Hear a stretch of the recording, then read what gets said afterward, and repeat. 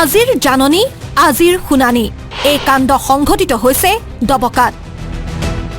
ৰাজ্যত চলি আছে এছআৰ অৰ্থাৎ ভোটাৰ তালিকাৰ বিশেষ সংশোধনী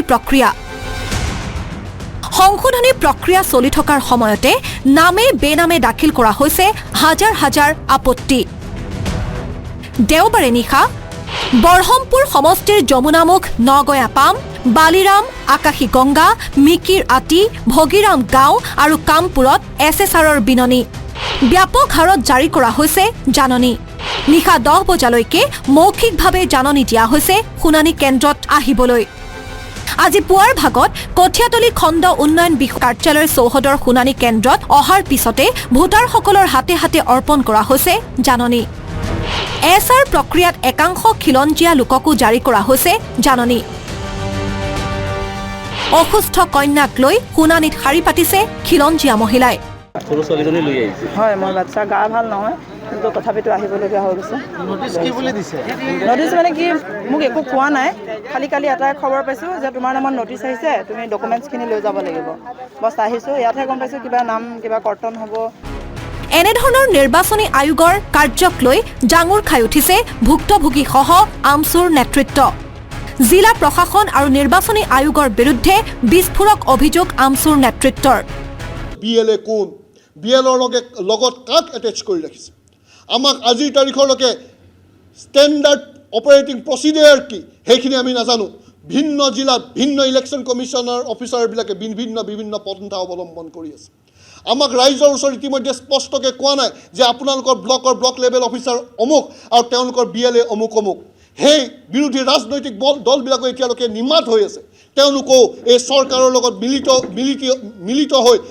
এই ষড়যন্ত্ৰত এই কু অভিসন্ধিত যি সংখ্যালঘু জনগণৰ ওপৰত তেওঁলোকক ইয়াত লিপ্ত হৈছে নেকি আমি আনহাতে একেই ঘটনা সংঘটিত হৈছে লখিমপুৰত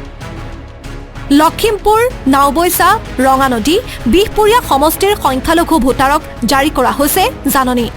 অভিযোগ উঠিছে হকে বিহকে দাখিল হোৱা অভিযোগৰ পিছতে জাননী জাৰি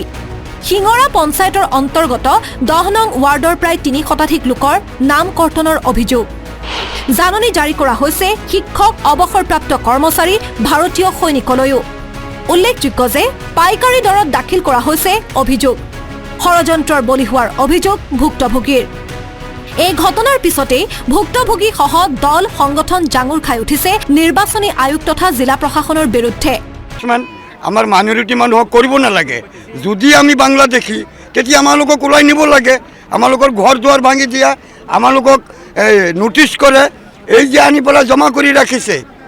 ভাল মানুহ আহিছে বুঢ়া মানুহ আহিছে বেমাৰী মানুহ আহিছে আহি পেলাই সাজা শাস্তি বুক কৰিব লাগিছে কি কাৰণত এইটো যুক্তিমতে হোৱা নাই মানৱতাৰ ভুল লণ্ঠনৰ কাম চলি আছে গণতন্ত্ৰক হত্যা কৰাৰ যি কাম চলি আছে এছআৰৰ নামত ভোটাধিকাৰৰ সংশোধনীৰ কাম চলি থকা নাই এই ভোটাধিকাৰটোক কেনেকৈ নষ্ট কৰিব পৰা যায় ভোটাৰ লিষ্ট কেনেকৈ নষ্ট কৰিব পৰা যায় তাৰহে কাম চলি আছে গতিকে ইয়াৰ বিৰুদ্ধে প্ৰতিবাদ কৰিব লাগে সকলো গণতন্ত্ৰত বিশ্বাসী ধৰ্ম নিৰপেক্ষতাত বিশ্বাসী আৰু সাংবিধানিক অধিকাৰ লাভ কৰাৰ এই কথাটোত বিশ্বাসী যিসকল ব্যক্তি আছে সকলোকে আমি আহ্বান কৰোঁ যে আপোনালোকে সকলোৱে মাৰ বান্ধি থিয় হওক সকলোৱে ওলাই আহক আনহাতে সংখ্যালঘু লোকসকলক জিলা প্ৰশাসন তথা নিৰ্বাচনী আয়োগে টাৰ্গেট কৰি হাৰাশাস্তি কৰাৰ বাবে সৰব হৈ পৰিছে আমচুৰ নেতৃত্ব মঙলবাৰে মঙলদৈত সংবাদমেল সম্বোধন কৰি আমচুৰ নৱনিযুক্ত সভাপতি ইমতিয়াজ হুছেইন সৰব হৈ পৰে হুছেইনৰ অভিযোগ হিন্দু মুছলমানৰ সাম্প্ৰদায়িক বিভাজনেৰে নিৰ্বাচনত জয়ৰ আশা নেদেখি ভাৰতীয় নাগৰিকৰ ভোট কৰ্তনেৰে নিৰ্বাচনত জয়ী হোৱাৰ ফন্দি ৰচিছে শাসকীয় দলটোৱে এনেদৰে ৰাজ্যৰ প্ৰান্তে প্ৰান্তে সমষ্টিয়ে সংখ্যালঘুৰ পক্ষত থিয় দিছে সংখ্যালঘু নেতা তথা আমচুৰ নেতৃত্ব এছএছআৰৰ জৰিয়তে ভাৰতীয় নাগৰিকৰ ভোট কৰ্তনৰ বাবে হকে বিহকে অভিযোগ তথা জিলা প্ৰশাসন তথা নিৰ্বাচনী আয়োগক দাখিল কৰাৰ পিছতে হাৰাশাস্তিৰ সন্মুখীন হৈছে একাংশ সংখ্যালঘু লোক প্ৰশ্ন হয় সংখ্যালঘুৰ বিৰুদ্ধে প্ৰকৃতাৰ্থত এয়া ষড়যন্ত্ৰ নে নিৰ্বাচনী আয়োগৰ তথ্যমূলক প্ৰস্তুতি 2024 বিধানসভা নিৰ্বাচনৰ বাবে দবকাৰ পৰা আব্দুল হান্নানৰ সহযোগত মঙলদৈৰ পৰা দীপেন বৰুৱাৰ সৈতে লখিমপুৰৰ পৰা চাহাবুদ্দিন আহমেদৰ ৰিপৰ্ট আছাম টক্স